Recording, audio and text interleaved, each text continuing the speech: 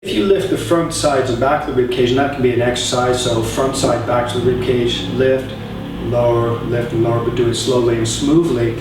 The idea then is to sort of lift your ribs and find an intermediate position, one where you're not lifted all the way up, but not sagging down. So there's a lift, there's sensation throughout the rib cage, so you can feel your entire rib cage. You can think of it as creating tension in the spaces between the ribs.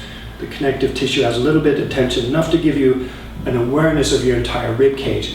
You could think about it as stabilizing the rib cage, and this is excellent if you're doing any sort of movement that involves the shoulders, particularly if you're doing downward dog or whether you're doing warrior 1 or warrior 2 with the arms up. You can lift the rib cage so that the shoulder muscles have a firm foundation to work on the shoulders. Or if you're doing handstand or downward dog where your arms are actually supporting the weight of your body, having a stable rib cage can make it easier for your shoulder muscles to support the shoulders, giving all of these muscles a stable foundation from which to work. Now, not only does lifting the rib cage, expanding the rib cage, make the rib cage stable, if you draw the ribs away from the pelvis, it also adds some tension to the midsection. So here I'm relatively relaxed.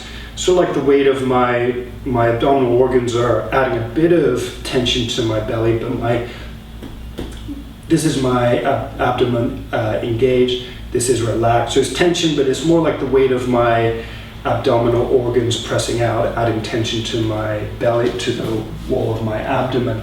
But if I lift the ribs, I'm actually lengthening the abs without actually making them tense.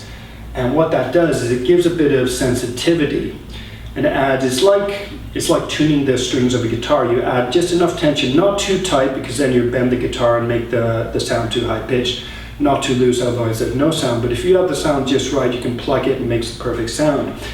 And same with lifting and lowering the ribs. You create just enough tension that you have a feel for your waist. And guess what? That makes it easier. You can then use minimal activation of your abs to move your rib cage, change it, or just hold it in position with minimum effort.